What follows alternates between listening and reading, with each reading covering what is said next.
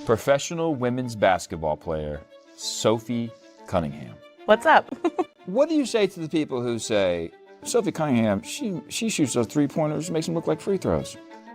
I'm like, good. That's what I get paid to do. I should. You do get paid. Barely, but we're still surviving. You're a free agent right now. I am. You're figuring it out. I am. If the WNBA screws you, you'll find a plan B. Tell me about the home opener. Are you pumped? Got the jitters? Honestly, I still do. It is great. That just proves you are actually alive and present. And I believe I will always feel that rush. You get it, right? It is just, wait, have you ever seen a betrayal so cold and calculated that it leaves an entire fan base screaming at their TV screens, wondering if their team's front office has actually lost its mind? Look, the sports world is no stranger to crazy coaching shifts, bitter rivalries, and off-season drama. But what just happened in the WNBA crossed a line nobody saw coming. When the Indiana Fever suddenly dumped their coach for a seasoned veteran, it was meant to be a huge upgrade for a struggling franchise that finally hit the jackpot. Instead, they lit a match in a room soaked in gasoline. The woman hired to lead the greatest generational talent in basketball history is the exact same mastermind who led one of the most brutal, controversial playoff beatdowns against her just months ago. Fans are livid, flooding social media with massive accusations of betrayal, conspiracy, and total incompetence. But the real heat is not just coming from angry keyboard warriors on the internet. The players themselves know exactly what is going on, and someone finally had the guts to say it. Phoenix Mercury star Sophie Cunningham, famous for her raw honesty and refusal to play the league PR games, just blew the lid off the worst-kept secret in women's basketball. What she exposed about toxic jealousy and targeted aggression aimed at the league. Golden Rookie changes everything. We thought we knew about this. Massive coaching shakeup. It sets the stage for a civil war. To understand the sheer magnitude of this exposure and the looming fan boycott, you must rewind to a rookie season that looked more like a survival test than a normal basketball campaign. From the very moment Caitlin Clark hit the pro hardwood, bringing millions of new viewers and sold-out arenas with her, it was painfully clear that the league veterans were not going to roll out any red carpets. They wanted to test her, break her, and prove college. Hype does not mean professional dominance. No team embodied this hostile, militant, welcoming committee like the Connecticut Sun, led by their brilliant but fiercely aggressive coach, Stephanie White. Under her watch, the defensive schemes used against the rookie were not just tight or competitive. They were suffocating, relentless, and dangerous. Fans watched in absolute positive horror nightly as the young star was shoved and targeted in ways far beyond traditional basketball physicality. It felt like a coordinated hit job disguised as defense. White stood on the sidelines, arms crossed, watching her players execute a plan designed to inflict maximum frustration on a 22-year-old who was just trying to play the game. The pure hostility of these matchups became the season narrative, creating a massive divide between purists who claimed it was tough defense and furious fans who saw blatant, unchecked targeting. The climax of this hostility erupted during the playoffs, a series now forever burned into the memories of supporters as the ultimate display of league-sanctioned sabotage. It was a highly anticipated matchup defined by controversial no-calls, trash talk, and that moment where the rookie took a vicious, uncalled hit to the eye from Sun defender Jonquil Carrington. Through it all, the coach stood there, defending her players and deflecting media questions, downplaying the obvious targeting the entire world could see in slow motion. It felt like a calculated mission to dismantle the rookie's confidence, an orchestrated sabotage designed to protect the old guard from being overshadowed by a first-year player. The strategy definitely worked in the short term. The Sun advanced and the rookie was sent packing, battered, bruised, and out of championship contention. For fans, the Sun and Stephanie White, they became public enemy number one, representing a bitter establishment that just wouldn't adapt to the new era of basketball, choosing instead to bully the future out of the building. That series left a truly sour taste in the mouths of millions of fans who couldn't understand why a league let its biggest asset be treated like a tackling dummy. But the story wasn't over, because the league's silent code of turning a blind eye to this blatant mistreatment was about to be shattered by a whistleblower from the inside. Enter a veteran who has never been afraid to ruffle feathers or challenge authority and speak her absolute truth, regardless of the consequences. Sophie Cunningham is not just a phenomenal athlete. She is a massive lightning rod for keeping things real in a landscape dominated by rehearsed media training, while other players tiptoed carefully around the press, offering sanitized PR statements about how physical the league is and how rookies must earn their stripes. Cunningham saw right through the massive cloud of smoke and mirrors. She recognized the undeniable undercurrent of bitter resentment, poisoning the locker rooms and infecting defensive strategies across the entire country. In a series of breathtakingly candid moments, she called out the petty jealousy gripping the league, exposing exactly how certain veterans and coaches were going out of their way to make a brutal example of the new girl. She did not hold back, making it crystal clear that the rookie was bringing unprecedented money, brand deals, global attention, and long overdue chartered flights to a league that had desperately begged for growth for 20 years. According to Cunningham's explosive revelations, the players and coaches actively trying to tear the rookie down needed to swallow their pride, check their egos at the door, and see the massive financial blessing standing right in front of them. Her words cut like a razor through the industry because they validated everything the furious fans had been screaming from the bleachers and on social media for months. She essentially confirmed, without needing to name-drop every single offender, that the brutal, borderline violent tactics used by teams like the Connecticut Sun weren't just standard playoff defense. They were personal, petty, and rooted in a deep-seated resentment that was rotting the league from the inside. Cunningham's exposure shifted the narrative. It was no longer just crazy fan theories. It was a verified reality backed by a respected veteran who was totally sick of watching her peers act like jealous high schoolers. She painted a picture of a league divided between players who wanted to elevate the sport and those who wanted to drag it back to the dark ages to protect their own fabricated sense of superiority.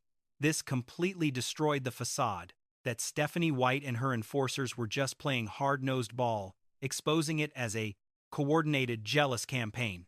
And what happened next would shock everyone, turning a simmering, controversial off-season into a full-blown inferno of outrage and confusion. Just weeks after the brutal playoff elimination, the Indiana Fever made a shocking decision that sent shock waves through the entire sports world. They fired Christy Sides, the coach who had navigated the team through a chaotic, high-pressure season and prepared to announce their new hire. Fans were begging for a visionary offensive genius who could unlock the rookie's full potential and protect her from the wolves. Instead, the announcement dropped like a nuclear bomb. It was no fresh-faced outsider. It wasn't a touted development specialist from the college ranks. It was the woman who had just ruthlessly engineered the playoff sabotage against their franchise player. Stephanie White was officially named the head coach of the Indiana Fever. The sheer irony of the situation was so thick you could cut it with a chainsaw.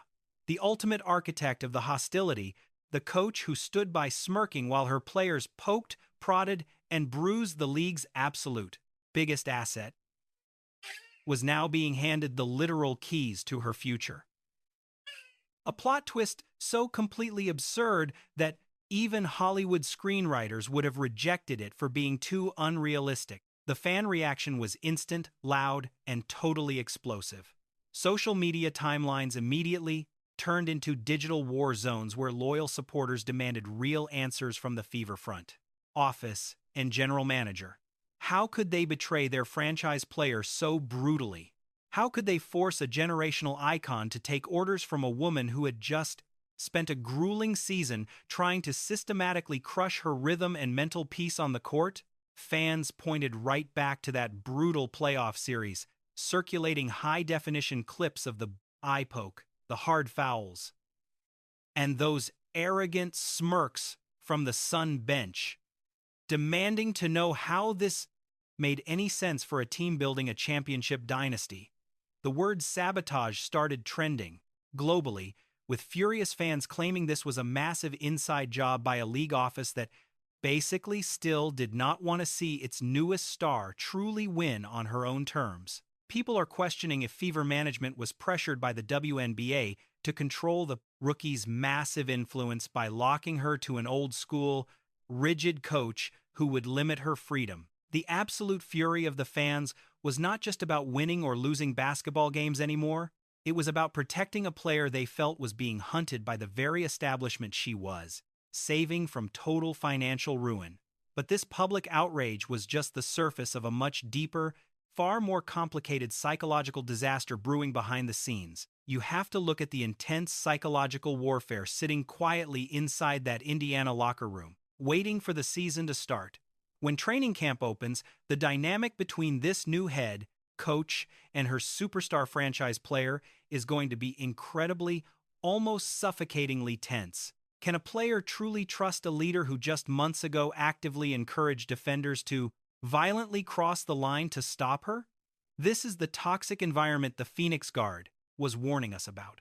When Sophie Cunningham boldly exposed the hidden jealousy and the stubborn refusal of the old guard to adapt to the new reality, she was practically predicting this exact disastrous culture clash.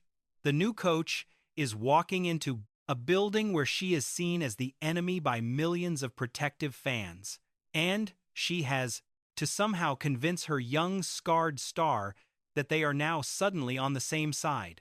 It requires a massive, almost impossible swallowing of pride on both ends of the court. Critics and respected sports analysts are incredibly skeptical that this bizarre marriage can actually work.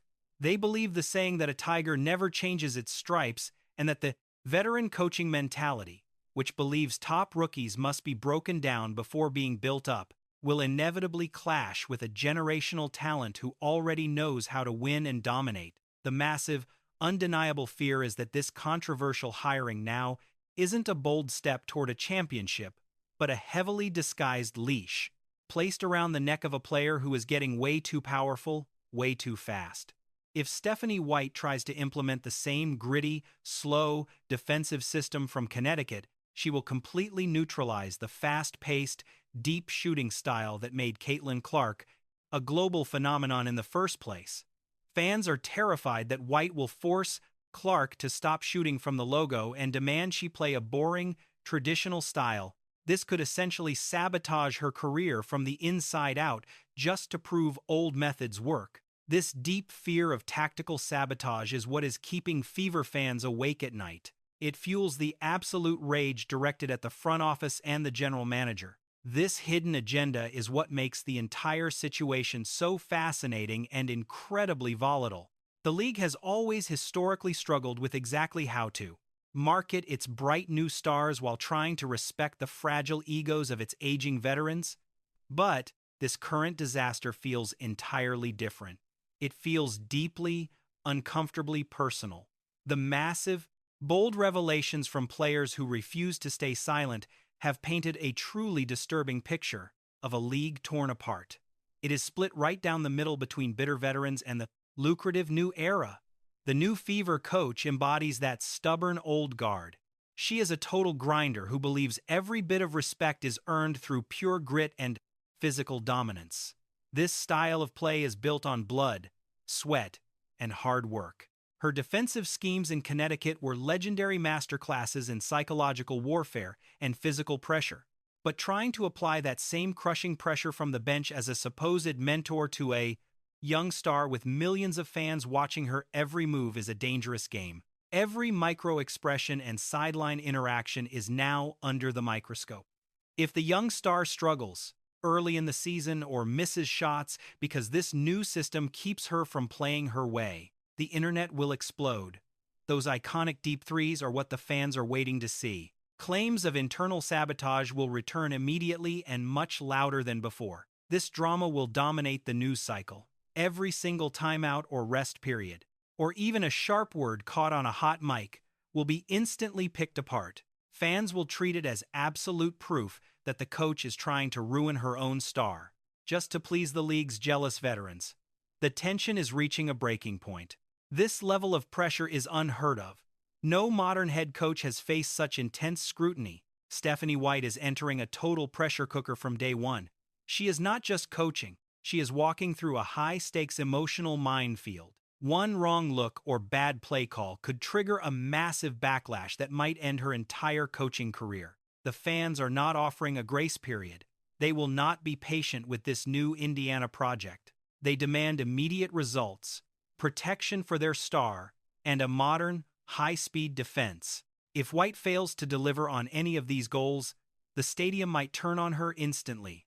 Even wilder are the secret rumors about how rival teams are reacting to this shift. The rest of the league is watching how this massive shift plays out. Sources suggest rival teams are observing this Indiana experiment with a sense of malicious glee. They are hoping that internal friction causes the team to implode. Rival coaches expect the roster to fall apart from the inside out very soon. They know that forcing a rigid style on a creative player who needs freedom is a recipe for disaster. This young star thrives on a fast pace and total creativity. It is a terrifying scenario that mirrors the toxic traits recently exposed within the league. The jealousy called out by Cunningham is not just about shoe deals or fame, it is about control. The veterans want to dictate how the story of the game unfolds. Established coaches are desperate to keep their grip on the sports narrative. They want to decide how the game is played and exactly who is allowed to reach the top. By putting a defensive-minded coach in charge of the most creative rookie in sports history, the league has created a powder keg. This is a clash of two different worlds. They have set the stage for the biggest power struggle the game has ever seen. Will this veteran coach actually learn to adapt? Can she swallow her pride and let her star shine? Or will she stick to the restrictive, punishing mindset that defined her controversial years in Connecticut? If she makes that mistake, the fans are going to be absolutely furious.